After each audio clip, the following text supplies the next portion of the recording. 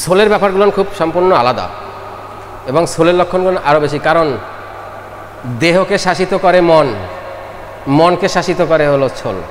তাহলে সে রাজা আরও বড়, আরও পাওয়ারফুল, আমার সেখানে আসতে হবে।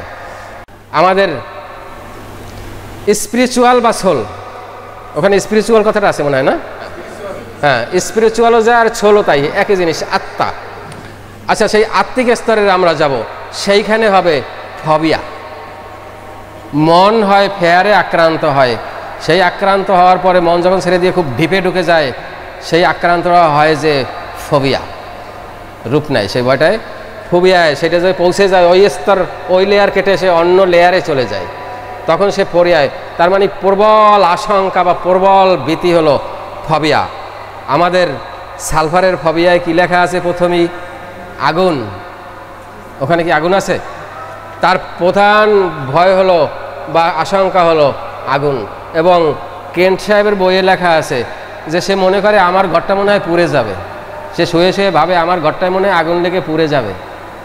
সম্ভবত কেন্ট সাহেবের লেখা, না কোন জায়গায় নেই, খুব বড় বড় বইতেই লেখা আছে যে সে মনে করে, রেপার্টারিতে আছে, সে মনে করে আমার ঘরটা পুড়ে যাবে বা ঘরটায় আগুন লেগে যাবে।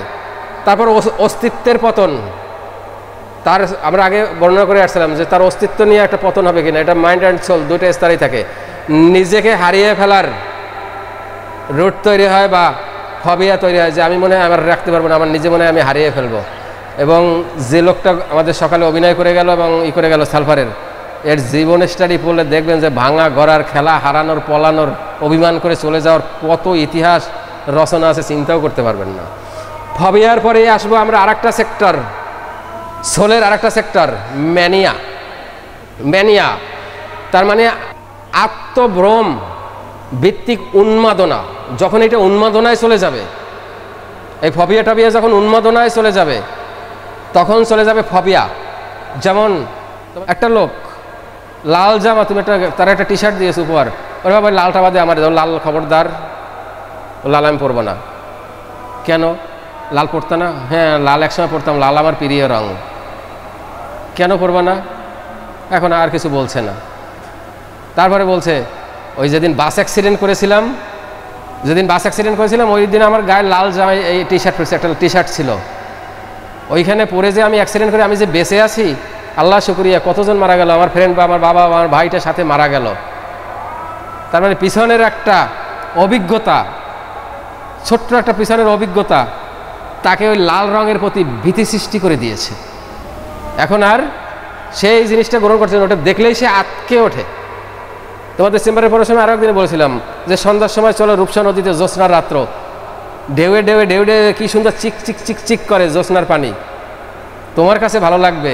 একজন ওর ভিতরে দেখে আতঙ্ক সৃষ্টি হতে পারে যে না আমি যাবো না, ওখানে আমার অভিজ্ঞতা আছে, আমি পানিতে ডুবে গেছিলাম বা আমার সন্তানটা পানিতে ডুবে মারা গেছে, আমার সন্তানটা পানিতে ডুবে মারা গেছে। যাই হোক, তাহলে এখন ওই পানি দেখে যদি আমার ভয় আসতো যে না পানিতে আমি ডুবই দেবো না, আমি নামবোই না, পুকুর, খবরদার আমি পুকুরের ধারেই যাব না, তাহলে ওইটা ছিল আমার ম্যানিয়া। ঠিক আছে? তাহলে ম্যানিয়া কথাটা একেবারে ঢিপেন না, ওর পিছনে প্রচুর অভিজ্ঞতা আছে। এবং ম্যানিয়া যখন আসবে সেটাই আমরা এখানে বলছি আত্মভ্রম ভিত্তিক। তার মানে লাল গেঞ্জি পরে ওই দিন অ্যাক্সিডেন্ট করেছিলাম, আজকের যদি লাল জামা গায়ে দিয়ে যাই হয়তো অ্যাক্সিডেন্ট করবো, কোনো মতেই আমি লাল জামা পরবো না, কোনো কারণে আমি পরবো না। ওর লাল জামাটা কুফা, এস্টেস, fear, deep rooted fear, phobia, mania. তবে ফবিয়ার ম্যানিয়া কাছাকাছি, এক খাতায় শোয়ানো যায়, এক বালিশে শোয়ানো যায় বা এক আলোচনায় করা যায়, কিন্তু আমরা একটু ভাগ করে নেই। আচ্ছা, তাহলে আমাদের এই আত্মনা, যেমন ধর্মীয় উন্মাদনা, তারপরে আছে কি দার্শনিক চিন্তাভাবনা, অপরিষ্কার অপরিচ্ছন্ন, এগুলো এখন ম্যানিয়ায় চলে গেছে। ও জামা পরিষ্কারতা পরিষ্কার, ওই আমার ওই যেটা আছে ওইটাই ভালো স্বভাব। সালফারের বাড়িতে যে দেখবেন ওই মায়ের জামাইতে জামা কাপড় দিয়েছে, ও বাস করে থুয়ে দিয়েছে, ওই যেটা আছে ওইটাতে চলেই না। আরে চুল কাটাবানি, আরও 3 মাস যাক, সেদিন দিয়েছি 50 টাকা, আবার এখন চুল কাটাইতে যাব। যদি আবার লাইকোপোডিয়াম আছে তাহলে তো পুরো খেলা হয়ে যায় এখানে, কারণ সেও তো এই গ্রুপের মেডিসিন, ওই নাপিত্রে অত সহজে পয়সা দিবেন না। ঠিক আছে? আচ্ছা, তাহলে এটা হলো আমাদের ম্যানিয়া। তারপরে আগে আমাদের আরেকটা আছে কি এখানে লাস্টে, ডিসলিউশন, ইগো বা ডিসসলিউশন। আচ্ছা, ডিসঅ্যালয়েড মানে অস্তিত্বের সংকট বা অস্তিত্বের বিলুপ্তি বা অস্তিত্বের গলন বা বিগলন বা অস্তিত্ব শেষ হয়ে যাওয়া, এটাকে বলা হয়েছে ইগো ডিসসলিউশন। তার মানে ভাবনা ও কাজের মধ্যে বিরোধ, সামাজিক এবং বাধ্যবাধকতা এবং না মানার মধ্যে দ্বন্দ্ব, কনফ্লিক্ট পড়িয়েছি তোমাদের চেম্বারে, ওই একই জিনিস কাছাকাছি। এই দ্বন্দ্ব সৃষ্টি হয় আমাদের রোগীদের ভিতরে একটা ইগোর সংকট নিয়ে। ইগোর সংকট যখন হয়ে যায় তখন সেই রোগী উদ্ভ্রান্ত হয়ে যায়, সেই রোগীরা সমাজ সংস্কার সংসার এখানে আর থাকতে পারে না, ওইখান থেকে সে বিচ্ছিন্ন হয়ে যায়। আমরা তো দোষ দেই যে লোকটা দেখছো একটু দায়িত্বশীল না, ঘরের বউ মাইয়ে বলা ভালাই তুই এসে কী হয়ে গেছে, তার মানে তার অস্তিত্ব হারিয়ে ফেলেছে। তার মূল্যায়ন অবমূল্যায়নের জন্য, ক্রমান্বয় অবমূল্যায়নের জন্য আস্তে আস্তে সেই এই সেক্টরে এসে ঢুকে গেছে। এখন আর ওই ঘর সংসারে আর তাকে আকর্ষণ করে না, বরং সেটাকে সে জেলখানা মনে করে। এরপর কয়টা আছে আরও গুরুত্বপূর্ণ জিনিস, ইনার, যে কথাটা আপনাদের সম্পূর্ণ নতুন, যেটা আপনারা কোথাও খুঁজে পাবেন না। আমরা 4টা ইনার দিয়েছি, 4টে না 5টা ইনার পড়িয়েছি তোমাদের চেম্বারে। সেই ইনার কনফ্লিক্ট তার মানে কি আভ্যন্তরীণ দ্বন্দ্ব। এবং পড়ানোর সময় তোমার বলছিলাম এবারও কঠিন জিনিস, কঠিন জায়গা, যে না পড়েছে সেই জায়গাগুলো বুঝবে না। আভ্যন্তরীণ দ্বন্দ্ব তার মানে আমার মনের সাথে আমার আত্মার দ্বন্দ্ব, অথবা আমার দেহের সাথে আমার আত্মার দ্বন্দ্ব।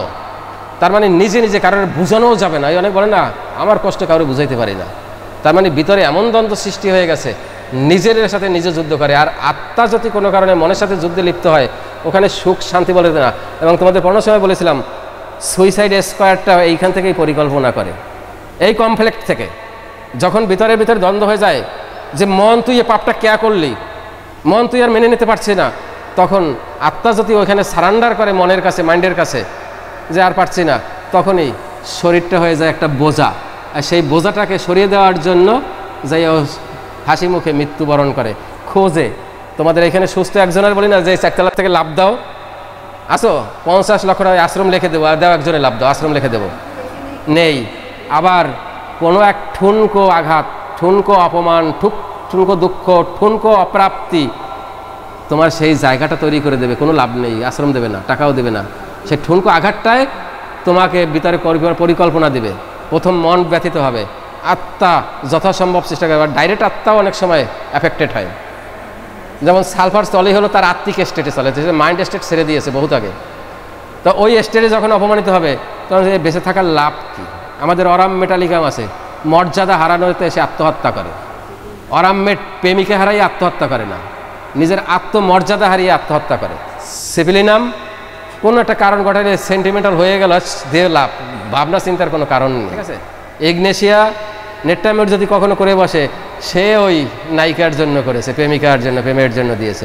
তাহলে এই যে সুইসাইড স্কোয়াড তৈরি করা, ক্ষেত্র তৈরি করে নেওয়া, জায়গাটা তৈরি করে নেওয়া, মঞ্চটা তৈরি করে না, এটা তৈরি করে দেয় সোল যখন ব্যর্থ হয়ে যায়। মাইন্ডের সাথে সংগ্রাম করে আর পারে নাই, মাইন্ড অনেক কিছু চেয়েছে, অনেক কিছু।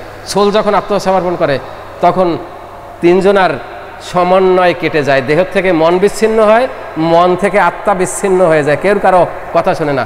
তখন এই শরীরটা একটা অস্থিরতা লাগে, ভালো লাগে না। তাইলে এই অস্থিরতা থেকে বাঁচার উপায় কি? তাহলে সুইসাইড স্কোয়াড। যদি তুমি ওই ধরনের হয়ে থাকো তাহলে বন্দুকের গুলি দাও, কনস্টিটিউশন তোমাকে টেনে নিচ্ছে ওইদিকে। কেউ যদি হলে আবার আমাদের আর্জেন্ট নাইট্রিকাম, সে আর কিছু করবে না, সে ওই সাংবাদিক হোক আর যে মর্যাদার লোক হোক, ওই রূপসা ব্রিজের পরে যেয়ে ওইখান থেকে লাভ দিচ্ছে না, আমাদের গত 15 দিন আগে দিয়েছে। কেন? মরার জায়গা তো বাড়িতে ছিল না, ট্যাবলেট ক্যাপসুল ছিল না, বিষ ছিল না, ঘুমের ঔষধ ছিল না, দড়ি ছিল না, চাকু ছিল না, সব ছিল। তার টেন্ডেন্সি তাকে সাপোর্ট করে নাই, যদি এইভাবে মর, সে জাপ দিয়ে মরবে। যেমন একটা কি মেডিসিনের সময় তোমাদের বলেছিলাম, কলাবাড়িয়া থেকে রূপসাইতে ট্রেনের স্টেশন, খুলনা ট্রেনের স্টেশনে এসে মহিলা দৌড় দিয়ে যায় ট্রেনে দিয়েছে, তার মানে সে রক্তাক্ত দিয়ে কাটা পড়ে মারা যাবে। কেন? কলাবাড়িয়া থেকে আসতে তো কত কিছু ছিল। কলাবাড়িয়া কি এখানে নড়াইলের কালিয়ার একটা গ্রাম, কলাবাড়িয়া, হ্যাঁ, 2 ঘন্টা অপেক্ষা করেছিল। এই আমার এখানে যে আমার ছবি সহ তোমাদের দেখিয়েছিলাম, ফাল্গুনির আত্মহত্যায় যে আমার কোলে বসে মারা গেল যে মেয়েটা, এইখানে তখন ট্রেন চলে বাগেরহাট লাইনের, এইখানে লাভ দিয়েছিল। সে 11টার সময় আসছে আর 2টার সময় ট্রেনে বসছে, এর ভিতরে ট্রেন আসে না, বসে রয়েছে একটা তেঁতুল গাছতলা, ওই তেঁতুল গাছের গোড়ায় বসেছিল কখন ট্রেন আসবে। কোথা থেকে আসছে? খুলনা বাগমারার থেকে। কেন? তো বাগমারা থেকে এ পর্যন্ত আসা লাগবে কি জন্য? তোমার আর কিছু জায়গা ছিল না? তার মানে ট্রেন, তার প্যাটার্ন ওই যে লোক ঝাঁপ দিয়ে মারা যাবে সে দূর থেকে আসবে, তারা যদি মাঝপথে বলা হয় ভাই তুই রিভলভারটা দিয়ে অত কষ্ট করে ওইখানে যাবি, লাশ পড়লে ফেঁসা ফেঁসা হয়ে যাবে বা নদীতে বলে পাবে না, তার সাথে তুই একটা কাজ করে এনে ঠুস করে এটা লাগাই দিয়ে কিছু উঠে পাবি না, জীবনে দেবে না, না ওখানে দিলে আমার গিলু বেরিয়ে যাবে, ও মরে যাবে সে চিন্তা না, আর গিলু বেরোয় যাবে ওই চিন্তা। ঠিক আছে, ট্রেন্ড, তার প্যাটার্ন, এই জায়গাগুলো ধরতে হয়। তার ট্রেন্ড কি, আপনার রোগীটার ট্রেন্ড কি, তার প্যাটার্নটা কি, এটা হলো সবচেয়ে বড় জিনিস। তাহলে আমাদের ইনার কমপ্লেক্ট, তার মানে আভ্যন্তরীণ দ্বন্দ্ব, এই দ্বন্দ্বতে প্রচুর মানুষ অ্যাক্সিডেন্ট করে। তারপর আছে ইনার সেন্সেশন, এত কিছু যেটা করলা, এত কিছু করলা, তোমার হাত জ্বলে, চুলকানি প্রচণ্ড, তোমার সেন্সেশনে প্রচণ্ড চুলকায়, চুলকানোর পরে জ্বালা, অস্থিরতা, সংসারে কবি সাহিত্যে কিছু পাও না, শেষ করে দিয়েছ, তোমার ভিতরের সেন্সেশনটা কি? তোমার কিন্তু বাহ্যিক সেন্সেশন, সমাজ দ্বারা সেন্সেশন, শারীরিকভাবে সেন্সেশন, তোমার ইনার সেন্সেশন কি, কেন্দ্রের সেন্সেশন কি, তোমার সেন্ট্রাল সেন্সেশনের কি? ভেতরেও আমার আগুন, শুধু আমার দেহ জ্বলে না, চুলকাইলে জ্বলে না, মনটাও জ্বলে পুরে, বিক্ষোভে বাস্ট হতে চায়, বিদ্রোহ সেখানেও আমার, ওখানেও আমার আগুন, ওখানে আমি পুড়ে যাচ্ছি। এটা হলো তার ফিজিক্যাল যেটা যাবে। আর মেন্টালে যদি যায় সেইটা হবে তীব্র তাড়না, প্রচণ্ড তীব্র তাড়নার সৃষ্টি হবে। এই জন্য সালফারের রোগী ভাজ হইয়াও খুব দ্রুত হাঁটে, তার ভিতরে, শরীরের ভিতরে তাড়না। কি তাড়না? আমি অবহেলিত, বাড়ির থেকে আমার এই কথা বলেছে, কথায় কথায় বাদে বাড়ির থেকে এই কথাটা আমাকে বলেছে, আমি বঞ্চিত, আমি কিছু পাই নাই, পাবে কি? সে এত বড় ফিলোসফার, তার খোরাক মিটাবে ভাঙা করে, সেখান থেকে সে জায়গাটা ঠিক করে। এইটা হলো তার ইনার সেন্সেশন।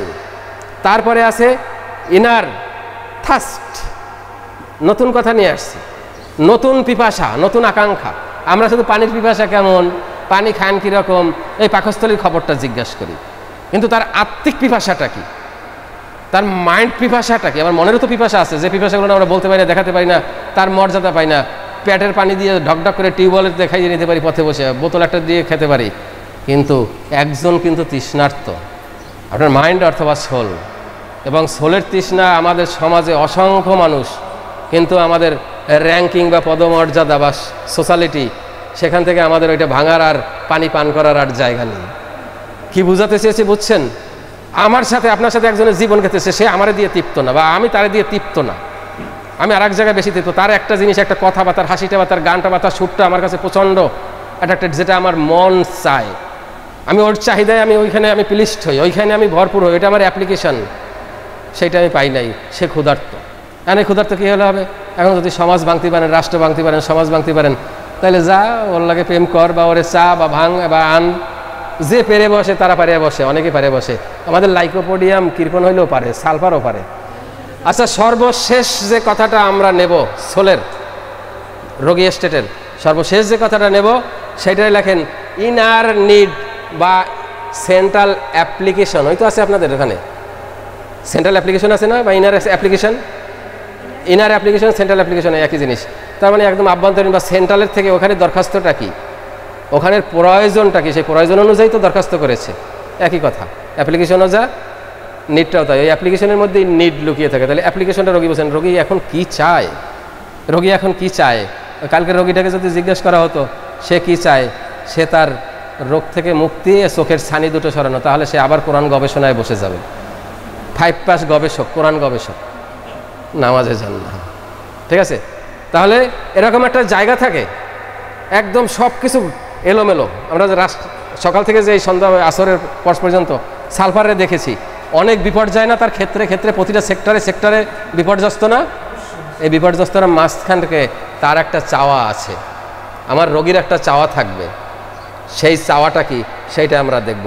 সেইটা হলো স্বীকৃতি দাও, আমাকে স্পেস দাও। উনি যে আজকের আমার পরে খুশি হয়েছে, উনি এখন দোকানে যাই দেখে অ্যাডভার্টাইজ আমার কিভাবে করতেছে, এইভাবে দাওয়াত ছিল, এইভাবে গিয়েছিলাম, এতটা মর্যাদা দিয়েছে আমাকে, তোমরা চিন্তাও করতে পারবা না। সেই যে ডাক্তার সাহেবের ওখানে অনেক প্রফেসর, অনেক বড় বড় অফিসার ছিল, তাদের স্পেস দেয় নাই, আমাকে মঞ্চে 1 ঘন্টা স্পেস দিয়েছে। তারপর আমার বলছে আপনি না খেয়ে যাবেন না, খবরদার। আমার বাড়ি এলাকাও খবর দিয়েছে, এতটা মর্যাদা দিয়েছে তুমি চিন্তা করতে পারো না। সে ভিডিও আসলে দেখতে পারবে সে কত বড় লোক, আমাকে কত মর্যাদা দিয়েছে। সেই মর্যাদাটা চায়, কারণ সেই মর্যাদা পায় না এই সমাজের কাছ থেকে। সে যে জ্ঞানী, সে যে এই গল্প শোনাবে কার্ল মার্কসের, তারপরে কার বলেছিল ওর নামও মনে, লেলিন, তারপর হ্যাঁ মাও সেতুং, যার নামও আমরা এখন পর্যন্ত শুনে আসতে পাই না, সেগুলো তার সব দখলে, সব মাও সেতুং তার ভিতরে সেই ফিলোসফার, তার ভিতরে সেই অর্থনীতিবিদ, সব কিছু তার ভিতরে, তারে কেউ মর্যাদা দেয় না। আপনি মর্যাদা দিয়েছেন, আপনি সফল। এই জন্য ওই কাউন্সিলিংয়ে আছে, তাকে মর্যাদা দাও, তার বিপক্ষে হচ্ছে যাওয়া না। ঠিক আছে, তাহলে আমাদের সে স্বীকৃতি চাই যে আমি যে জ্ঞানী মানুষ, তুই একটা বস, আমাকে বল। জামান স্যার সেটা করে দিয়েছে, অর্থাৎ জামান স্যার তার প্রিয়, এই স্বীকৃতিটাই সে চাই, যে কেউ আমাকে আজ পর্যন্ত মঞ্চে ডাকে নাই। ঠিক আছে, তাহলে এইখানে আমার জ্ঞান, আমার দর্শন, যুক্তি, কাজ, সৃজনশীলতা, এর স্বীকৃতি দাও এবং আমাকে স্পেস দাও, আমাকে একটা স্থান দাও, আমি করার জন্য আমি দেখাবো। মাইন্ডসেটটা শেষ। আমরা সব পড়ে আসছি রোগ, রোগী, ঔষধ। আমাদের খেলা কিন্তু রোগী এবং ঔষধ দুটো নিয়ে। তা এইবার হলো আমাদের যেটা করি, আমরা ঔষধ পড়ি। ঔষধ পড়ার ভিতরে আমরা আসলে ঔষধকে কীভাবে পড়তে হবে সেই জিনিসটাই আমরা বুঝি না। ঠিক আছে, ঔষধ পড়া নিয়ম মূলত হলো কেস টেকিং ফরম্যাটে ঔষধ পড়া। কারণ আপনি কাজ করবেন কি দিয়ে আজীবন, একটা কেস টেকিং ফরম্যাটে। ওখানে কি কি কাজ, চেম্বারে আপনার কাজ কি, সেই জায়গাগুলো না ঔষধ থেকে খুঁজতে হবে। কারণ ঔষধের ভিতরে বর্ণনা আছে প্রচুর। ঠিক আছে, তার মানে আর্সেনিক, কলেরা, এইবার কলেরার পাতলা পায়খানারও বর্ণনা দিয়েছে, কলেরার কারণও বর্ণনা দিয়ে, সব কিছু দিয়ে বিশাল এক অধ্যায় তৈরি করে দিয়েছে। আর ওগুলো তো আমার প্রয়োজন নাই। ওখানে ডিসেন্টারি, সব কিছু বলেছে ওখানে, এগুলো তো আমার প্রয়োজন নাই। ডিসেন্টারি হলে ডিসেন্টারির একটা নিজস্ব ফিগার আছে, নিজস্ব একটা স্ট্রাকচার আছে। এখন যদি পাতলা পায়খানা, রোগী আসলো ডায়রিয়ার, স্যার বাচ্চাটার ডায়রিয়া, এখন যদি আপনি কেস টেকিং নিয়ে বসেন, এ বাচ্চা পায়খানা করে পাতলা, তাহলে আমার মনে হয় ডাক্তারের মাথার উপর একটু দিয়ে যাওয়া উচিত, পাতলা না ঘন দেখা উচিত। এবার ডায়রিয়া, পায়খানাই তো পাতলা, এই বাচ্চার পাতলা পায়খানা কি বারবার করে? এবার বারবার করে বলেই তো পাতলা পায়খানা বা ডায়রিয়া। আচ্ছা, পায়খানা কি দুর্গন্ধ হয়? আরে পায়খানা কি সুগন্ধ, আতরে গ্রান আসবে নাকি? আসবে নাকি? না দুর্গন্ধ হবে? দুর্গন্ধ হবে। কতটা দুর্গন্ধ, কিসের দুর্গন্ধ? যদি ওইখানে সিম্বলিক কিছু বলে ফেলায়, স্যার ডিম পচা গন্ধ, স্যার অ্যামোনিয়ার গন্ধ, স্যার ওই ফ্রিজে যে গ্যাস হয় না, এসিতে যে গ্যাস হয় ঠিক ওই রকম মনে হচ্ছে যেন গন্ধ। এই সিম্বলিক ভাষার একটু প্রয়োজন আছে, তখন গন্ধটার প্রয়োজন আছে। কিন্তু রোগীরে এমনিভাবে জিজ্ঞেস করবেন পায়খানা কি গন্ধ হয়, পায়খানা কি পাতলা, পানি পানি, অমূলক, এইটা কেস টেকিং না। আচ্ছা যাই হোক, তাহলে আমাদের পরবর্তী হলো ঔষধ কেমন আমাদের সালফার, সেই সম্পর্কে। সালফারের রোগী নিয়ে, কনস্টিটিউশন নিয়ে, তার আবিষ্কার নিয়ে আলোচনা হয়েছে। এইবার আমরা তার নিজস্ব রূপ, সবচেয়ে দুর্ভাগ্য হলো আমাদের, আমরা আরও সহজ হতাম যদি কাজগুলো কেউ আরও 200-100 বছর আগে করে যেত। 200 বছর হবে না, হ্যাঁ 200 বছর আগে করলেও তাহলে আমরা আগাই যেতাম। 100 বছর আগে করলেও আমাদের জেনারেশনটা নতুন কিছু হতো, যে লক্ষণকে গ্রেড করে দেওয়া, তার উৎস অনুযায়ী গ্রেড করে দেওয়া, কোনটা রোগের লক্ষণ, কোনটা মায়াজমের লক্ষণ, কোনটা কনস্টিটিউশনাল লক্ষণ, কোনটা আমার ভেষজ প্রুভিংয়ের সময় ভেষজের নিজস্ব লক্ষণ। এটা যদি ভাগ করে দিত, তাহলে আমাদের হোমিওপ্যাথিটা কত সুন্দর হতো, কত সহজ হতো। এত জটিলতায় আমরা সাঁতরাতাম না, আরও আগে আমরা এস্টাবলিশড হয়ে যেতাম। আমরা সেইখানে আসি, দেখি আমাদের ভেষজ প্রুভিংয়ের সময় আমাদের সালফারের নিজস্ব লক্ষণগুলান কী কী, সেইগুলান। তাহলে ঔষধের স্তর, ঔষধের স্তর হলো সেই স্তর যেখানে ঔষধ তার নিজস্ব গভীরতম বৈশিষ্ট্য দিয়ে রোগ ও রোগীকে অনুসরণ বা অনুরণন বা অনুকরণ করে বা খোঁজে, যে আমি ভেষজ, এটা হলো আমার সালফার, এর নিজস্ব বৈশিষ্ট্যটা কি, সেই তো খোঁজে। যে তুমি যে রোগীকে দিতে যাচ্ছ বা তোমার সামনে যে বসা আছে, তার ভিতরে আমার চরিত্রের ভিতরে খোঁজো, আমার ভিতরে আভ্যন্তরীণ যে চরিত্র আছে। তুমি যে এতদিন ম্যাটেরিমেডিকে পড়ে আসছো, সেখানে সব মিক্স লক্ষণ, আমার নিজস্ব লক্ষণগুলান কি, সেগুলান দেখো, সেইগুলান তুমি রোগীর ভিতরে খুঁজে সাদৃশ্য করো, সেগুলান আছে কিনা। তাহলে সেইখানে আমরা করতে গেলে লক্ষণগুলোকে কয়েকটা সেক্টরে আমরা ভাগ করব। সেটাই প্রথম হলো আমার কিনোটস নেব, ঔষধের সিমটমের কিনোটস। কিনোটস কথাটার অর্থ হলো কি, মানে চাবি। ঠিক আছে, তার মানে মূল চাবিকাঠি, মূল চাবি কয়টা, কোনটা মূলই করা, যেটা রোগীর তালা খুলে দিবে, রোগের তালা খুলে দিবে, সাপ্রেশনের তালা খুলে দিবে, সেই মূল প্রধান লক্ষণ, মূল লক্ষণ বা প্রধান লক্ষণ, বাংলায় হলো মূল লক্ষণ বা প্রধান লক্ষণ বা শ্রেষ্ঠ লক্ষণ বা গুরুত্বপূর্ণ, অতি গুরুত্বপূর্ণ লক্ষণ, সেইগুলো নাকি কিনোটস হিসাবে বলেছে। ডাক্তার অ্যালেনের একটা কিনোটস আছে, পড়ে দেখবেন। আচ্ছা, সেখানে কতটুকু আছে সেটা আপনারা বিচার করবেন, ওখানে আমি সমালোচনায় যাব না যে আসলে কিনোটসের ভিতরে সব কি কিনোটস আছে নাকি ওখানে মিক্সিং আছে বা অন্য কিছু আছে, এবং সেখান থেকে আসলে কি আমরা কিনোটসগুলো বাছাই করতে পেরেছি কিনা বা কাজে লাগাতে পেরেছি কিনা সেটার একটা প্রশ্ন আছে। তারপরেও দিয়েছেন, এর জন্য স্বাগতম। তৎকালীন সময়ের জন্য যা দিয়েছেন এটা উপযোগী, আমাদের যদি পারি আমরা আরেকটু ডেভেলপ করব, ঠিক আছে? এটা আমাদের দায়িত্ব। আমরা হোমিওপ্যাথি ডাক্তার শুধু ঔষধ বেচবো, টাকা কামাই করবো আর খাবো গেলবো, এটা হবে না। হোমিওপ্যাথিরও কিছু দিতে হবে। আর সেটা আমরা আশ্রম, আমাদের প্রথম প্রত্যাটাই ছিল যে আমাদের অভাবের জায়গাটুক কোনটুক, কোন কাজটুক বাকি আছে, কত অংশ বাকি আছে, সেটুকু আমরা ডেভেলপ করে দেখি আমরা আর একটু অগ্রসর হতে পারি কিনা। এই জন্য আমরা কিছু কিছু নতুন নতুন পয়েন্ট নিয়ে এসেছি, যেটা হরমোনাল পয়েন্ট। তারপর একটা কী পয়েন্ট নিয়ে এসেছিলাম? ডিফিসিয়েন্সি। এগুলো সামনে টেনে নিয়ে আসছি আমরা, এগুলো প্রয়োজন না প্রয়োজন। আচ্ছা, যাই হোক, তাহলে কিনোটস আমরা লক্ষণের মূল লক্ষণগুলো নিয়ে যাব। সেইখানে মূল লক্ষণের ভিতরে কিনোটসের 5টা লক্ষণ নিয়ে আসছে, আরও আছে এখানে আনলে আনা যায়, কিন্তু 5টা আমরা নিয়ে আসছি। একটাই হলো সালফারের প্রথম কিনোটসটাই হবে গরম এবং দাহপ্রবণ।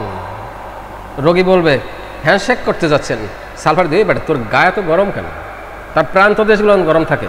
এখানে হাত দিয়েছেন, প্রচণ্ড গরম, পায়ের তলা প্রচণ্ড গরম। এই গরমের জন্য সে পা ভিজায়, এই গরমের জন্য লেপের বাহিরে শ্বাস করায় পারে দিয়া, যে তুই শ্বাস করতে থাক, আমার তো সব ভিতরে জ্বলে, তোরা এখান থেকে এয়ার কুলার কিছু ঢুকা। এই জন্য লেপের বাহিরে দিয়েছে পা দুটো ভিজিয়ে ঘুমিয়েছে, মাঝে মাঝে এক মগ পানি দিচ্ছে। আমি এখানে একটা মাস্টার দেখেছি, লজিং মাস্টার ছিল, এখন নাই, অনেক আগের ঘটনা। সে প্রত্যেক বাড়িতে প্রাইভেট পড়ায় রাস্তার পাশে কুয়ায় কচুরি ফাঁক দিয়ে দিয়া, হ্যাঁ প্রাইভেট মাস্টার, এবার নাক মুখে পানি টেনে দিয়ে আবার আর এক বাড়িতে ঢোকে। তার মানে কতটা উত্তপ্ত হয়ে ওঠে, তার মানে বিস্ফোরণ ঘটে যাবে, এই জন্য পানি দিয়ে সে ঠান্ডা করে। আচ্ছা, তাহলে গরম এবং দাহ। 2 নাম্বারই হলো তার ভিতরে থাকবে হলো চুলকানি এবং রক্ত বের না হওয়া পর্যন্ত চুলকানি। আমি যেটাকে সকালে বলেছিলাম যে চুলকানিটাও তার একটা বিদ্রোহের ভিতরে পড়ে, মানে চুল কাচ্ছ তোর লাগে এমন বিদ্রোহ করবে, খাউ যাই, আমাদের বাংলা কথা খাউ যাই, তোর রক্ত বের করে ছিলে ফেলাবো। তারপর দেখি কোথায় ছিলে ফেলানোর পরে এইবার চুলকানিটা মরে, ছিঁড়েই ফেলাইছে, চুলকাবে কোন জায়গায়, সে তো ওখান থেকে আউট। এইবার শুরু হয়েছে জ্বলন, তার মানে সালফার একটার পর একটা ধরছে, চুলকাছে শেষ। তাহলে এইবারে কাজটা পরের স্টেজ, এইবার তার দহন এবং জ্বালা এবং গোসলে প্রবল অনীহা। এই কথাটা আমরা সবাই জানি, সব গুরুরা বলে যে সালফার গোসল করতে চায় না। এবারটা সালফার গোসল করতে চায় না, সালফারের ভিতরে এত আগুন, এত ময়লা, এত নোংরা, তারপর গোসল করতে চায় না কেন? ওর তো বেশি গোসল করা উচিত, ও তো গা ঠান্ডা করা উচিত। সুন্দর লক্ষণ, আসতেছি একটু পরেই ব্যাখ্যা দেব কেন গোসল করতে চায় না। এত নোংরার ভিতরে, এত ময়লার ভিতরে, এত অপরিচ্ছন্নতার ভিতরে, এত দাহর ভিতরে, এত জ্বালার ভিতরে, এত আগুনের ভিতরে ও তো পানি দিয়ে নিভাবে, কেন নিভায় না? কি লক্ষণ, কতটা গুরুত্বপূর্ণ, এইখানে বাধা যায় সালফারকে, যদি ব্যাখ্যা দেওয়া যায় এবং বর্ণনায় আনা যায়। আসতেছি একটু পরেই। আচ্ছা, তারপরে আছে দুর্গন্ধ, ঠিক আছে, পোড়াগন্ধ। এটা কিসের দুর্গন্ধ? তার গায়ে, তার তাপে, তার স্রাবে, তার নিঃস্রাবে, তার পায়খানায়। তার পায়খানায় তো গন্ধ এমনি হয়, কিন্তু এটা বিশ্রী গন্ধ, এক্সট্রাঅর্ডিনারি গন্ধ। আচ্ছা, ঘামে গন্ধ, মাসিকে গন্ধ, সব কিছুতে তার দুর্গন্ধ, এই সালফার। তাহলে এটা আমার কিনোটসের ভিতরে যাবে। তারপরে মেন্টাল স্টেটে যদি যে আমরা কিনোটস খুঁজি, সেখানে আমরা পাবো 3 জিনিস। একটা হলো ইগোইস্টিক, আরেকটা হলো থিওরেজিং, আরেকটা হলো ফিলোসফিক্যাল। বাংলায় হবে আত্মগর্বিত, তত্ত্বপ্রবণ এবং দার্শনিক। মাইন্ড স্টেটটা তৈরি হয়েছে যেন এই 3টা ধাতু দিয়ে। তার প্রচণ্ড ইগো, প্রচণ্ড তত্ত্ববাদী এবং সব চিন্তা চেতনা, তার দার্শনিক। কথাবার্তা হবে, এটা কথাটা বলে কোন জায়গা থেকে, এত সুন্দর কথা এ পাইলো কোথায়ও? কারণ ও তো গোপনে গোপনে পড়েছে, তোমরা দাম দাও না, কিন্তু সে যাই দেখেন, বলে না আমার বাড়ির লাইব্রেরি আছে, ঘরটা দেখেন, এই কোনায় বসে ওখানে দেখা যায় ঘরের অবস্থা দেখেন, টিন বাঁশ ফেলাই দিয়ে ওর উপর টিন ফেলাইতে হবে, পানি পড়তেছে, ময়লা পড়ছে এর ভিতরে, অথচ তার ঘরের ভিতরে লাইব্রেরি, বিজ্ঞানী। আচ্ছা, তাহলে আমরা ফার্স্ট মাইন্ড সেকশনের আমরা রোগীর কাছ থেকে প্রথম তার কিনোটস বা ঔষধ, আমরা তো ঔষধ পাইছি, ঔষধের আমরা কিনোটসগুলো বাছাই করে ফেলবো। তারপরে আসবো আমরা কন্ট্রাডিক্টরি সিমটম। এই কন্ট্রাডিক্টরি সিমটম বা কনফ্লিক্ট, এই জায়গাটা আমাদের সবচেয়ে মূল্যবান জায়গা, সবচেয়ে মূল্যবান জায়গা হোমিওপ্যাথির মেন্টাল স্টেট বা আমার ঔষধ স্টেটের ভিতরে, রোগীরও এবং ঔষধেরও। সেটা কি? অসঙ্গতিপূর্ণ লক্ষণ। এখন আমাদের অসংখ্য থিওরি আছে, এরকম এক এক ফিলোসফার এক এক থিওরি আছে, যেমন PQR এরকম একটা থিওরি আছে, আবার মাইন্ড মেথড একটা জিনিস আছে, অমুক সমুক অনেকজনের অনেক অনেক দৃষ্টিকোণ থেকে সবাই কিছু কিছু দেওয়ার চেষ্টা করেছে, শ্রদ্ধা তাদের প্রতি। সেইখানে দাঁড়িয়ে আমরা কিছু দেখি যে না, আরও এটাকে সুন্দর করা বা আরও রিয়ালিটি আনা যায় কিনা, সেই চেষ্টাটা আমাদের করতে হবে। কারণ যুগ যত যাবে সেটা তো চেষ্টা করবে, আমরা যেটা দেবো পরবর্তী জেনারেশন আরও সাইন্টিফিক আরও কিছু সুন্দর করবে, এটাই তো নিয়ম। এখানে সমালোচনার কিছু নেই, পিছনকে অবহেলা করার কিছু নাই। যারা পিছনে যেটুকু দিয়ে গেছেন সেই PQR দেখ, সেই কিনোটস দেখ, আমরা শ্রদ্ধা করি, আমরা কিছুটা পেয়েছি, তারপরে দাঁড়িয়ে আমরা আজকের কিছু বলছি। ওইটার পরে দাঁড়িয়ে আমরা দেখেছি না এখানে এইটা হলে সুবিধা হয়, সেই জায়গাটা আমরা মেকআপ দিতে চাচ্ছি, এই তো। তো এই জিনিসটা সবসময় রাখবেন। কাউকে একদম যে বইটা লিখেছে ওই কষ্ট করে লিখেছে, সে তার সর্বস্ব দিয়ে লিখেছে, আমরা সেখানে দেখি যদি ভুল থাকে সেটা আমরা সংশোধন করে দিই, আমরা ওইখান থেকে উত্তরণ ঘটাই। আচ্ছা, তাহলে কন্ট্রাডিক্টরি সিমটম, এই সিমটমগুলোর লক্ষণ থেকে বেঁচে ফেলবেন। সবচেয়ে ঘটনা হলো এই লক্ষণগুলো কোনো জায়গায় আপনার কোনো বই আপনাকে সাজিয়ে রাখে নাই। এইখানে এক অংশ বলেছে, ওইখানে যে আর এক অংশ বলেছে। সালফারে বলেছে প্রচণ্ড গরম কাতর, তার শরীরে দাপ তাহা জ্বালা। আর এক জায়গায় যাইয়ে বলছে সালফার গোসল পছন্দ করে না। আমরা আর মিলাই না যে ওই লাগে এর কি সম্পর্ক, এর সাথে এর কোনো বৈরী সম্পর্ক বা গুড রিলেশন আছে কিনা, এটা আমরা আর খুঁজে মিলে না, আমরা মাথা খাটাই না, ওই যা পারি ওই দিয়ে ব্যবসা করেছে দেই। এইটা নিয়ে বসতে হবে, এইটা নিয়ে ভাবতে হবে, এটা নিয়ে চিন্তা করতে হবে, ঠিক আছে? ওই সালফারের মতো প্রয়োজন নেই আমার গবেষক হওয়ার, কিন্তু চেষ্টাটা করেন আপনি। ডিক্লেয়ার দেওয়ার দরকার নেই আমি গবেষক, দরকার নাই। আমাদের হোমিওপ্যাথি বাংলাদেশে কত রিসার্চ সেন্টার আছে, যদি আপনারা ফেসবুকে দেখেন, চেম্বারের নাম দিতেছে রিসার্চ সেন্টার, আর চেম্বারের মধ্যে বসার একটা চেয়ার নাই ও ছাড়া, বাড়িতে নাই, ঘুমানোর জায়গা নাই। সে একজন কি, আমি তো হোমিও গবেষক, রিসার্চ বহুত আছে, চেহারায় মানায় না, আর গোসল করে নাই, অমুক করে না, সময় নয়, সে ওইখানে লাগাই দিয়েছে গবেষক। আচ্ছা, আমরা কন্ট্রাডিক্টরিতে আসি। তাহলে কন্ট্রাডিক্টরি লক্ষণ কাকে বলে, এটা সংজ্ঞাটা যদি না দিলে আমরা চিনবো না। কারণ যেহেতু আমি নিজে আপনাদের নতুন ফরম্যাটে সাজিয়ে দিয়েছি, এটা নতুন, একদম সম্পূর্ণ নতুন ফরম্যাটে আমি সাজিয়েছি লক্ষণটা চেনার জন্য। এবং আজকের থেকে যারা আপনারা আছেন এই ফরম্যাটে ঔষধ পড়বেন এবং সাজাবেন, এবং যারা এই ভিডিও যদি যায়, যারা যে ডাক্তার সাহেব আমার বন্ধুবর্গের কাছে যাবে, তারাও লক্ষণ, কন্ট্রাডিক্টরি লক্ষণগুলো, এই দান্দিক লক্ষণগুলোকে আপনারা নতুন ফরম্যাটে সাজাবেন। যারা বই লিখবেন তাদেরও আমি উপদেশ দিচ্ছি, তারাও এই ফরম্যাটে সাজাবেন, যেন পরবর্তী জেনারেশন পাঠকদের যেন আমাদের সুবিধা হয়, দেখেই যেন চিনতে পারি। কারণ এটা যদি সংজ্ঞাটা দেই তাহলে আপনারা বুঝে যাবেন। সংজ্ঞাটা হলো দুটো বিপরীত মেরু বিশিষ্ট, খেয়াল করেন, দুটি বিপরীত মেরু বিশিষ্ট লক্ষণ যা অসঙ্গতি প্রকাশ করে। তার মানে দুই মেরু দুই অসঙ্গতি, এর সাথে এর মিল নেই। এই মাথা যা বলছে এই মাথাটার ঠিক আর একটা বলেছে। তো এরকম যদি লক্ষণ আমরা একটা জায়গায় সেট দিতে পারি, যেটাকে আমি আপনাদের আগে আলোচনা করেছিলাম বাইপোলার সিমটম, এই কথাটা আপনাদের শিখিয়েছি আগে। সেই বাইপোলার সিমটমটা আমরা আর একটু মডারেট করে কন্ট্রাডিক্টরি এনেছি। এই কন্ট্রাডিক্টরি কথাটা বললে অনেকেই চিনে যাবে। তাইলে যে লক্ষণের দুটো মেরু থাকবে এবং দুটো মেরু বিপরীত, একটার সাথে একটার লিঙ্ক নেই, সাংঘর্ষিক, সেই লক্ষণগুলো আমরা সাজাবো। সেইটা হলো আমার কন্ট্রাডিক্টরি বা দ্বান্দ্বিক বা অসঙ্গতিপূর্ণ লক্ষণ। অসঙ্গতিটাই বেশি বলো, অসঙ্গতি, কোনো সঙ্গতি নাই। এই অসঙ্গতিপূর্ণ লক্ষণ, দেখেন কত অসঙ্গতিপূর্ণ লক্ষণ, কিন্তু আমরা একটা লক্ষণটা সাজিয়ে বলতে পারি না। সালফার একটা অসঙ্গতি লক্ষণ বলতে পারি না, কিন্তু খুব সোজা। এখানে আমরা আছি গরম কাতর। এখন যখন দুই প্রান্ত হবে তখন মাঝখানে হয় কিন্তু, নাইলে অথচ বসাতে হবে। এইটাই হলো নতুন সৃষ্টি আমাদের, যে আপনারা মাঝখানে বসিয়ে নেবেন, যে এই মাথা লাগে এই মাথা মেলে না। তার মানে কি, আমার ওপারে যাওয়া লাগবে কিন্তু পকেটে টাকা নাই। আমি একটা আটক হয়ে গেছি না দুই প্রান্তের সাথে, এই প্রান্ত যাই লাগবে, আবার এই প্রান্ত যাইতে দিচ্ছে না, যেতে লাগবে আমার টাকা লাগবে, তাহলে মাঝখানে কিন্তু আসবে না। আমার ঢাকা যাওয়া লাগবেই, কিন্তু কি করে যাব, আমার টাকা নাই, কিন্তু আমার টাকা নাই। এই যুদ্ধের লক্ষণগুলো খুব সুন্দর লক্ষণ, মেডিসিনের নিজস্ব, ভেষজের নিজস্ব লক্ষণ, সে নিজে সৃষ্টি করে। আচ্ছা, গরম কাতর অথচ গোসল অপছন্দ, তার মানে সে পিকিউলিয়ার সিমটমের মতো। আবার পিকিউলিয়ার সিমটম পুরনো সাররাজার বর্ণনা দিয়েছেন, সেখানে এখানে পিকিউলিয়ার না, সেখানে পিকিউলিয়ার যা দিয়েছে সে আমার দুঃখ লাগে, যে আসলে পিকিউলিয়ার লক্ষণ তো এগুলো দেওয়া উচিত হয় না। পিকিউলিয়ারের ভিতরে পিকিউলারিটি থাকতে হবে। আর তারা করছে মোটা দাগের লক্ষণ দেখলেই সব পিকিউলিয়ার লক্ষণ দিয়ে দিয়েছে, এটা আদৌ ঠিক নয়। ঠিক আছে, আমরা বলি কি, দেখো কি অদ্ভুত প্রজাতির এক পাখি, বিরল প্রজাতির এক পাখি। তা বিরল কথাটা হলো রেয়ার, অদ্ভুত হলো পিকিউলিয়ার।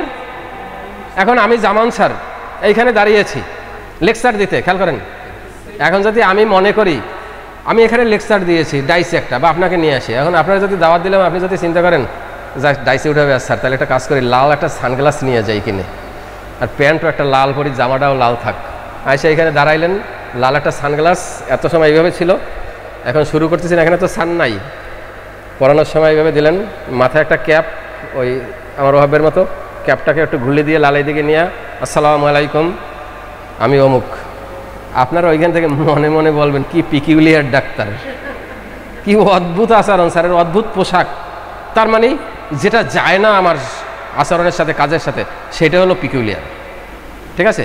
আর রেয়ার সিমটমটা হলে যা কালেবদ্রে মাঝে মাঝে দেখি, সবসময় দেখা যায় না। আমরা প্রায় বলি আমাদের দেশে বিরল প্রজাতির পাখি আসছে শীতের সময়, শীতের মৌসুমে, তার মানে আমরা সচরাচর দেখতে মানে বিরল, তাই এরকম বিরল, কিন্তু আমাদের ওইগুলো সব মিক্স করে ফেলাইছে। এই যে অদ্ভুত লক্ষণের বই লেখা আছে বাজারে, বহুত ঔষধ নিয়ে আসছে যেগুলো অদ্ভুত লক্ষণ, আগে ওগুলো ছিল না, এখন ইদানিং কেউ কেউ সাজানোর চেষ্টা করছে। তাদের কাছে আমন্ত্রণ বা একটু দুঃখ প্রকাশ করে বলি যে আসলে আগে পিকুলিয়ারের সংজ্ঞাটা দেন উপরে, সংজ্ঞাটা দিয়ে তারপরে আপনি পিকুলিয়ার নেন, দেখি আমরা সেই পিকুলিয়ারের সংজ্ঞার ভিতরে আপনার লক্ষণগুলো পড়ে কিনা। এইসব লক্ষণ অহরহ সব জায়গায় পায় না, অথচ 40, 50, 60 লক্ষণ দিয়েছে একটা ঔষধে, পিকুলিয়ার সিমটম, এই ঔষধের পিকুলিয়ার সিমটম 45টা, 48টা, 50টা, নেভার, কখনোই না। হ্যানিম্যান পিকুলিয়ার লক্ষণ সম্পর্কে দুটো সূত্রের ভিতরে বলে গেছে, পিকুলিয়ার লক্ষণ অত্যন্ত গুরুত্বপূর্ণ লক্ষণ, এর উপরে ঔষধ নির্বাচন করলে সফলতা অনিবার্য। আচ্ছা, মাঝখানে একটা কথা আমরা আলোচনায় ভুলে গেছি, একটু বলে নেই। আমরা যে সোল কথাটা নিয়ে আসছি, আবার বুঝেন না জামান স্যার এইটা খামখেয়ালি আবিষ্কার করেছে বা নিজে হোমিওপ্যাথি গবেষণা করেছে। আমার হোমিওপ্যাথিতে বলা আছে কয় জায়গায় দেখবেন, যদি কেউ দেখতে চান আজকেরই অল্প পরিধি দিয়ে, অল্প পরিধির ভিতরে খোঁজেন, আমাদের অর্গাননের অ্যাফ্রোজাম 9, 10, 11, 12, কয়টা? 4টা, হ্যাঁ, 13, 14 বাদ দেন, 15, 16, 17, এই 6টা বা 7টা সূত্র আজকের একটু যে দেখেন ওখানে আছে কি না আত্মার কথা। কই সেই আমার আত্মা, যেটা হ্যানিম্যান বলে গেছেন, সেই আত্মা কই? তোমরা যে বই লিখেছো, তোমরা যে আলোচনা করেছো, তোমরা যে কনফারেন্স করো, সেইখানে এই আত্মার কথা কই, কে বলেছো? তার মানে তুমিই বোঝো নাই, তুমি ওখানে পড়ো নাই, তুমি ওখানে দেখো নাই। আপনারা দেখেন, একদম সূত্র নাম্বার বলে দিলাম, ডাইরেক্ট অর ইনডাইরেক্ট, ওখানে কথাটা টেনে নিয়ে আসছেন আমি যে সোল, ঠিক আছে। ওখানে জীবনী শক্তির মানে 17 না 18 নম্বর সূত্রের ভিতরে আছে এরকম, বৈরিতার ভিতরে গরম কাতর, অথচ গোসল অপছন্দ, কিন্তু হওয়া উচিত ছিল গরম কাতর, তুমি গোসল করো না, করে সেটা বৈরি হয়ে গেছে, মাঝখানে অথচ বসবে। তারপরে অসাধারণ বুদ্ধি, অথচ কাজে কোনো ফলো আপ থ্রু নাই তার, সে কাজে দেখাতে পারে না। প্রচণ্ড সাধারণ বুদ্ধি আছে, অনেক বুদ্ধি আছে, আবিষ্কার করে অমুক সমুক করে, কিন্তু তার ক্ষেত্রে যে কাজের কোনো সফলতা এখানে নাই। তারপর অত্যন্ত ক্ষুধা পায় এবং খায়ও বটে, কিন্তু এত কিছু, এত সুখ না কেন, তোমার তো এত খাও এত খাও, এত ক্ষুধা লাগে, রাত্রে ক্ষুধা লাগে, আমরা সার্ভারে পড়েছি, রাত্রে উঠে ক্ষুধা চায়, সকাল 10টা 11টার সময় প্রচণ্ড ক্ষুধা লাগে, রাত্রে ক্ষুধার জন্য ঘুম ভেঙে যায়, উঠে কিছু না খাই আর ঘুমাতে পারে না। তাহলে তুমি বেটা এত গোডাউনের ভিতরে ঢুকাচ্ছ, তোমার সে শরীর কই? নাই, সে সুখ না। অতএব এটা কন্ট্রাডিক্টরি সিমটম, বৈপরীত্য বা দ্বিমেরুর লক্ষণ। তারপর আছে আলোচনায় প্রবল, বাস্তবিক কাজে অনীহা, জানার আনন্দ, অথচ বাস্তব থেকে সে প্রচুর বিচ্ছিন্ন।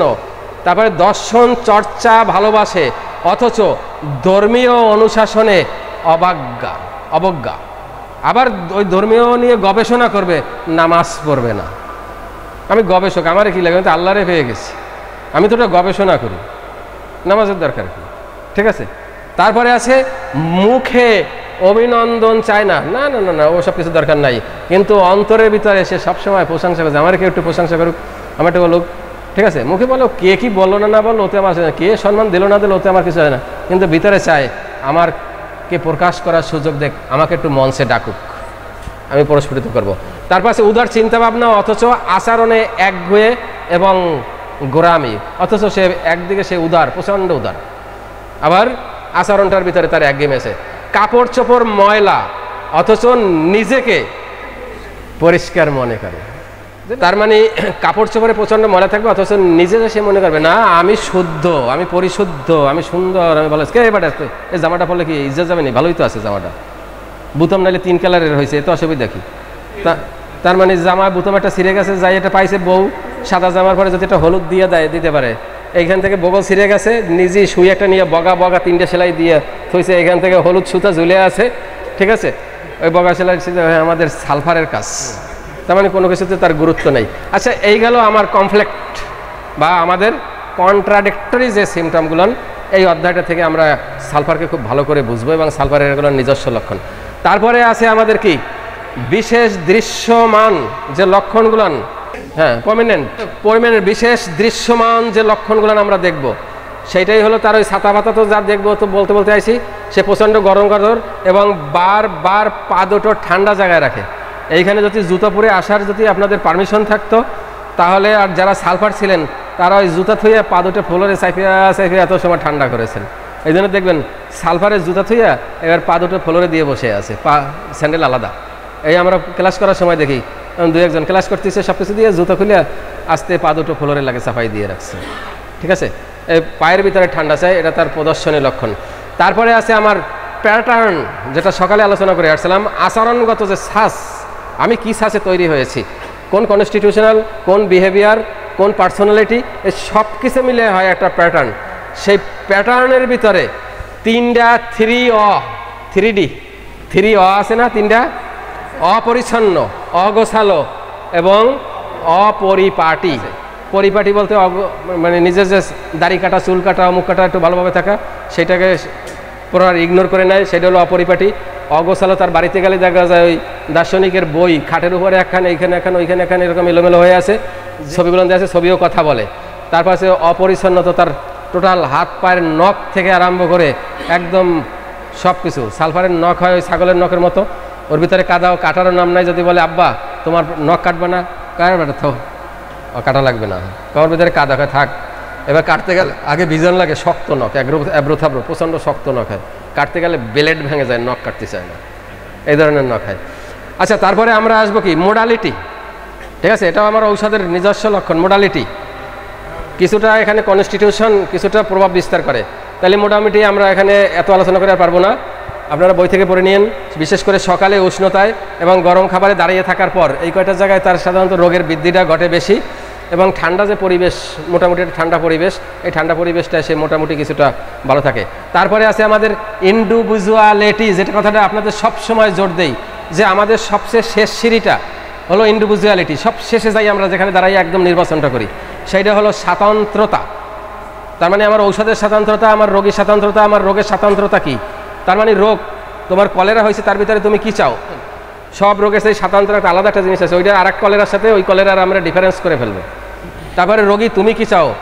ওকে বলছে যে আমি প্রচণ্ড টক চাই, আর একজনে বলো না ও টক মা খাবো না, আমার একটু মিষ্টি জাতীয় কিছু একটু রান্না করে দাও, ওই খাবো। কেউ বলতেছে না ওকে সব কিছু খাবো না, আমার শুকনো চিড়ে এনে দাও।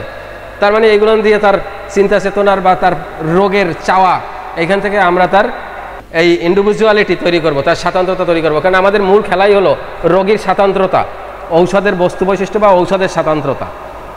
এই দুই স্বাতন্ত্রতা এনে আমরা সাদৃশ করে দেব। তাহলে ইন্ডিভিজুয়ালিটির ভিতরে ওনার কি আছে? নিজস্ব দর্শনে যুক্তির প্রতি প্রচণ্ড অনিধীর, ওখান থেকে ভাঙতে চায় না। পরিপাটি না হয়েও সে ভাবনায় ধনী, ভাবনায় সে প্রচণ্ড ধনী। তার মানে এক শ্রেণীর পাগলের মতো, এই যে পাগল বললাম ধনী, সব কিছু খুঁজে মুজে নিয়ে আসে, ওইখান থেকেই সে রাজা। এবং আভ্যন্তরীণ দ্বন্দ্বে জড়ায়, তবুও সে আত্মবিশ্বাসী, ভিতরে প্রচণ্ড অন্তর্যুদ্ধ হয়, তারপরেও এখান থেকে একটা বিশ্বাস সৃষ্টি হয়। আচ্ছা, তারপরে ইনার থার্স্ট, আমরা ওইখানেও দেখে আসছি, এইখান থেকে ওইখানে যদি মিলাতে পারি ইনার থার্স্ট, তাহলে আমাদের ঔষধ সাদৃশ্য হয়ে যাবে। আমার রোগীর সেক্টরে বলে আসছিলাম ইনার থার্স্ট, আবার ঔষধের ইনার থার্স্ট। ঠিক আছে, তার মানে আমার সেন্ট্রাল অ্যাপ্লিকেশন, কেন্দ্রীয় চাহিদা হলো কি? জ্ঞান পিপাসা। তার মূল চাই হলো আমি আরও জ্ঞানী হব, আরও জ্ঞানী হব, আরও বই দাও। ওরে একটা বই দিলে যা খুশি হবে, ও পৃথিবীতে ওই জামা কাপড় দিলেও খুশি হবে না, যে ও পরে লাভ কি আমার, তুমি একটা বই দাও। কারণ আমার চাহিদা হলো জ্ঞানের, আমার ক্ষুধা হলো জ্ঞানের, আমার ক্ষুধা মেটাও, আমার জ্ঞানের স্বীকৃতি দাও। আমি যে জ্ঞানী এ কথাটা তুমি একটু বলো না, যে ভাই তুমি এত বই পড়েছো, এই কালমার্ক্সের বই পড়েছো, তুমি দুপুরে খেয়েছো না, তাই বইটা পড়ে ফেলেছেন অর্ধেক, এই না ক্ষুধা পেটে, ওইটাই ও সন্তুষ্টি, আর কিছু আর পাওয়া লাগবে না।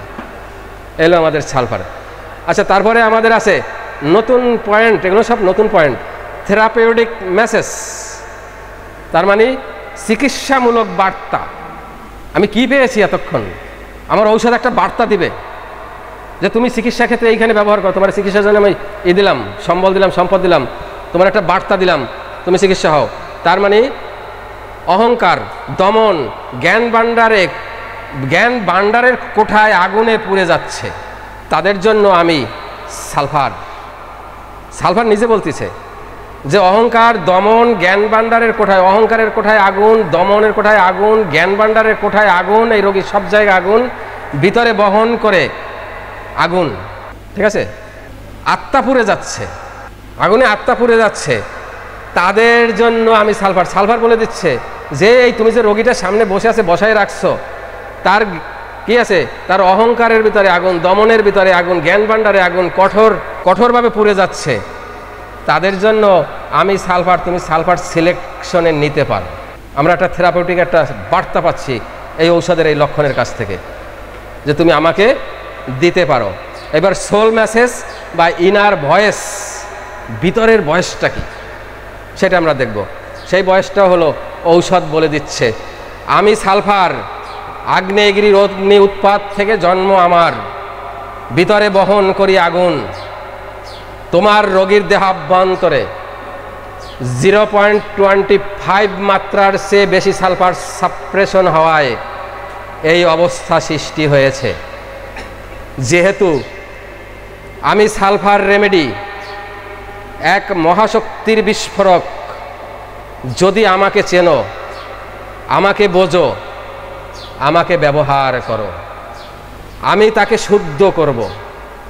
বার্ন টু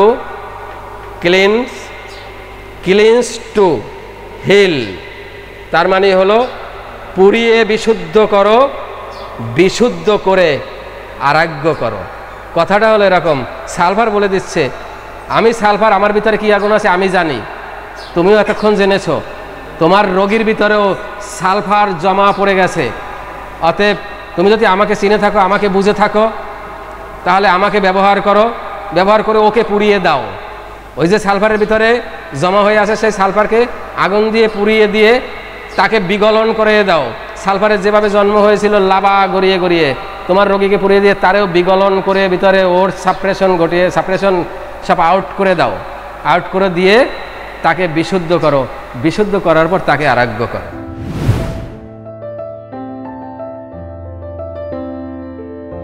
বিসমিল্লাহির রহমানির রহিম।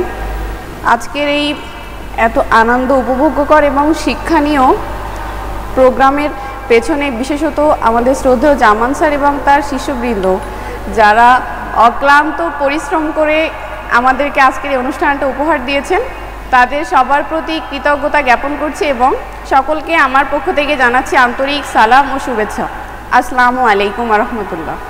আমাদের এ পর্বের আলোচনা হচ্ছে আরোগ্যের ধারা, অর্থাৎ সালফারের আরোগ্যের ধারা, স্ট্রিম অফ হিলিং, বৈজ্ঞানিক যুক্তি, scientific basis of sulphur's action, অর্থাৎ বিজ্ঞানের ভিত্তিতে সালফারের ক্রিয়াকলাপ, sulphur acid detoxifier, biochemical role. Sulphur শরীরে গ্লুটাথায়োন নামক একটি অ্যান্টিঅক্সিডেন্ট তৈরি করতে সহায়তা করে, যা কোষে জমে থাকা টক্সিন নিষ্কাশনে কাজ করে। লিভার ডিটক্সিফিকেশনে সালফার অত্যন্ত গুরুত্বপূর্ণ ভূমিকা পালন করে। Inflammatory response stimulator, inflammatory response stimulator.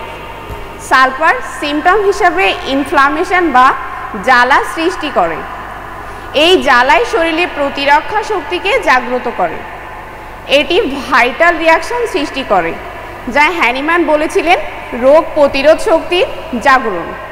অর্থাৎ এই ভাইটাল রিয়াকশনটাকেই মহাত্মা হ্যানিম্যান রোগ প্রতিরোধ শক্তির জাগরণ হিসাবে অভিহিত করেছেন। এরপর হচ্ছে skin and mucosa targeting. Sulphur remedy প্রধানত চর্ম ও মিউকাস মেমব্রেনকে টার্গেট করে, তাই চর্মরোগ, নিঃসরণ, ঘাম, ফোড়া এসব ক্ষেত্রে এর ফল অত্যন্ত কার্যকর। এবার আমরা আসবো দার্শনিক যুক্তিতে, অর্থাৎ সালফারের দার্শনিক যুক্তি। Philosophical basis of sulphur's reaction. Purifier, বিশুদ্ধকারী, দেহে জমে থাকা টক্সিন, দমনকৃত নিঃসরণ, চাপারক বের করে আনে। ইগনাইটার, উদ্দীপক, দেহ মনের অচল অবস্থাকে জ্বালিয়ে ভাইটাল ফোর্সকে জাগিয়ে তোলে। ক্যাটালিস্ট, অনুঘটক, অন্যান্য ঔষধ কাজ না করলে সালফার ব্লক ভেঙে কার্যকর হতে সহায়তা করে। সেলফ অ্যাওয়ারনেস জাগানো, রোগীর ভিতরে থাকা ইগো, ডিলিউশন, অ্যারোগেন্স ভেঙে তাকে নিজের অবস্থান বুঝতে সাহায্য করে। আনমাস্কিং ট্রুথ, সত্য উন্মোচনকারী। একটা কিছু আছে রোগীর মধ্যে লুকানো, তা বের করে আনতে সালফার সহায়ক, রোগীর চাপা সমস্যাগুলোকে সামনে নিয়ে আসে। ইনার ফায়ারকে রূপান্তরিত করে, অসহ্যতা, দম্ভ, রাগ পরিণত হয় উপলব্ধি, জ্ঞান ও শান্তিতে। রিস্টোর অফ ডিসকানেকশন, শরীর, মন, আত্মার বিচ্ছিন্নতাকে আবার সংযুক্ত করে। স্পিরিচুয়াল বার্নআউট থেকেও মানুষকে ফিরিয়ে আনে। একদিকে ফিজিক্যাল সাফারিংসকে জাগিয়ে তোলে, অন্যদিকে সে মেন্টাল এবং আত্মিক স্তরের অশান্তি বের করে এনে পরিশুদ্ধি ঘটায়। ডাইনামিক স্টিমুলেশন, জীবনী শক্তিকে উদ্দীপ্ত করে সঠিক দিশায় পরিচালিত করে। ইনার পিউরিফিকেশন, দেহ ও মনের ভেতরের আভ্যন্তরীণ ময়লা দূর করতে সাহায্য করে। আনব্লকিং সাপ্রেসড এক্সপ্রেশন, চাপা পড়ে থাকা অনুভব, অভিমান, দর্শন বা বেদনার বহিঃপ্রকাশ ঘটায়। ড্রেনেজ ইফেক্ট, শরীরের থেকে ভেতরের বিষ, টক্সিসিটি, মেডিসিনাল সাইড এফেক্ট বা সাপ্রেশন বের করে আনে। সালফার ইজ ইকুয়াল টু অগ্নি, যা রোগের বিষ পুড়িয়ে ফেলে। অহংকার পুড়িয়ে আত্মা জাগায়, অলসতা দূর করে সক্রিয়তা ফিরিয়ে আনে। বদ্ধ চক্র খুলে দিয়ে জীবনের গতি ফিরিয়ে আনে সালফার। এবার আমরা আসি সালফার কি কাজ করে। আত্মবিশ্লেষণ, দর্শনের ভারে রোগাক্রান্ত মনে ভারসাম্য অর্থাৎ ব্যালেন্স ফিরিয়ে আনে। চর্মরোগ, অ্যালার্জি, জ্বালাভাব, ফুসকুড়ি ইত্যাদি বের করে দিয়ে নিরাময়ের পথ খুলে দেয়। সাপ্রেশন, চাপা দেয়া রোগ, বিশেষ করে স্কিন, পায়খানা, ঘাম এসব বন্ধ হয়ে গেলে সালফার এগুলো পুনরায় উদ্দীপ্ত করে নির্গত করে। প্রথমে মনের গহীনে থাকা আত্মা অহংয়ে আগুন ছুঁয়ে দেয়, তারপর ধীরে ধীরে দেহের সমস্ত ব্লক খোলার কাজ করে এবং পতন থেকেই পুনরুত্থান ঘটায়। সালফার আল্ট্রা ডাইনামিক লেভেলে কাজ করে। আল্ট্রা ডাইনামিক লেভেল মানে ভাইটাল ফোর্সের গভীর, সূক্ষ্ম, সংবেদনশীল স্তর, যেখানে মনের অন্তর্নিহিত প্যাটার্ন, বিশ্বাস, আত্মসত্তার গঠন এবং এক্সিস্টেন্সিয়াল সেন্সিটিভিটি, অস্তিত্বগত সত্তা কাজ করে, যেখানে হোমিওপ্যাথি মূলত কাজ করে। ভাইটাল ফোর্সের গভীরতম স্তরে গিয়ে ব্যক্তির ego, identity, self worth, inner ফায়ারকে টাচ করে। শুধু শরীর নয়, অন্তর্নিহিত পতনের কারণ ঠিক করতে চাই। আর তাই সালফারকে আল্ট্রা ডাইনামিক রেমেডি বলা হয়। ধন্যবাদ সকলকে। আসসালামু আলাইকুম।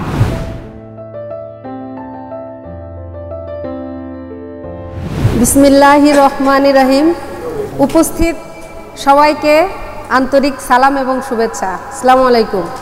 সারাদিন সবাই অনেক ধৈর্য ধরে, অনেক কষ্ট করে অনেক কথা শুনেছেন এবং ধৈর্য ধরে সবাই আছেন। যাই হোক, আমি সামান্য একটু অংশ এখানে উপস্থাপন করব স্যারের পক্ষ থেকে। সেটা হলো যে আমরা যারা চিকিৎসা দিই বা চিকিৎসা দিচ্ছি, সামনে দেব, আমাদের রোগীকে ওষুধ দেওয়ার পাশাপাশি একটা বড় অংশ হলো কাউন্সিলিং। এই কাউন্সিলিংটা প্রত্যেক ওষুধের রোগীর ক্ষেত্রেই প্রযোজ্য। এখানে আমি সালফারের রোগীর যে কাউন্সিলিং সেটা কিছুটা আর কি বলার চেষ্টা করছি। সেটা হলো, আমরা সালফার রোগীর কাউন্সিলিং করার সময় তার মানসিক গঠন, ব্যক্তিত্বের গর্ব, বিচ্ছিন্নতা এবং অগোছালো ভাবনা এই বিষয়গুলিকে মাথায় রেখে ধীরে ধীরে সংযোগ তৈরি করব। যেমন সম্ভাষণ ও সম্পর্ক তৈরি। আপনার চিন্তা করার ধারণাটা বেশ গভীর। আমি বুঝতে পারি আপনি সব কিছু একটু গভীরে যে বুঝতে চান, তবে কখনো কি আপনার মনে হয় যে এত ভাবতে ভাবতে আপনি নিজেই ক্লান্ত হয়ে পড়েন?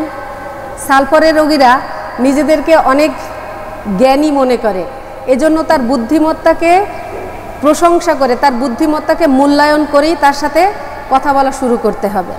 এরপর তার দায়িত্ব ও বাস্তবতা ফিরিয়ে আনার যে বিষয়টা, তাকে আমরা এভাবে বলতে পারি, জ্ঞান তখনই পূর্ণতা পায় যখন তা জীবনের কাজে লাগে। আপনি অসাধারণ চিন্তা করেন, কিন্তু নিজের শরীর বা সম্পর্ক নিয়ে যত্ন না নিলে সেই জ্ঞানও কাজে আসে না। মানে কি, আমরা সারাদিনে কিন্তু শুনেছি যে সালফার রোগীরা অনেক বেশি অবাস্তব কল্পনা করতে পছন্দ করে, কিন্তু সরাসরি তো হিট করা যাবে না।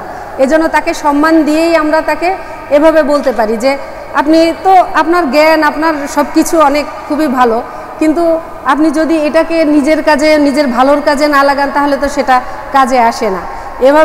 এভাবে তাকে বাস্তবতায় ফিরিয়ে আনার জন্য তাকে আমরা তার অবাস্তব চিন্তাকে ধাক্কা দিতে পারি। তারপরে সালফারের রোগীর একটা গোপন ভয়, স্পর্শ থাকে, যেটাকে আমরা এভাবে বলতে পারি যে আপনার মাঝে হয়তো একটা গোপন ভয় কাজ করে। যেমন হঠাৎ যদি সব কিছু পুড়ে যায়, সব কিছু ভেঙে পড়ে, আপনি তো এই ভয়টা কাউকে বুঝতেও দেন না, আপনার ভেতরের এই যে ভয়টা। সালফারের এক্সিস্টেন্সিয়াল ফেয়ার, ও সব কিছু শেষ হয়ে যাবে এমন একটা ভাবনায় ধাক্কা দিয়ে দেয়া যায় এই কথাটার মাধ্যমে। আহ্বান ও আলোকিত পরিণতি, আপনার মধ্যে অগ্নির মতো একটা শক্তি আছে যা সব কিছুকে পুড়িয়ে দিতে পারে, আবার সেটা আলো হিসেবে কাজ করতে পারে। তো আপনি কোনটাকে বেছে নেবেন? যেহেতু সে নিজেকে জ্ঞানী মনে করে, এখানে তাকে জ্ঞান দিয়েই আমরা উদ্বুদ্ধ করতে পারি যে আমি তাকে এভাবে বললাম, ধরেন যেহেতু আপনি একজন দার্শনিক তুল্য বড় মাপের মানুষ, আপনি নিশ্চয়ই আলোটাই বেছে নেবেন, সেটাই বেছে নেওয়া উচিত। এভাবে আমরা সালফারের, খাদিজা যে কথাগুলো বলে গেছে, আমি দেখছিলাম যে মানে ওষুধের যে কাজগুলো, এই কাজগুলোই হলো কাউন্সিলিং দ্বারাই হয়। হ্যাঁ, মানে ওষুধও কাজ করবে আর কাউন্সিলিংও, সেখানে তার মানসিকভাবে যে তার যে শক্তিটা যোগাবে, সেখানে ওষুধের কাজ অনেক ভালো হবে। সালফার কাউন্সিলিংয়ের শেষ বার্তা, আপনার মতো মানুষ যদি নিজের চিন্তাকে গুছিয়ে নিজের জীবনে শৃঙ্খলা আনেন, তাহলে আপনি শুধু নিজেরই আরোগ্য লাভ করবেন না, অন্যদের পথ দেখাতেও পারবেন আরোগ্য লাভের।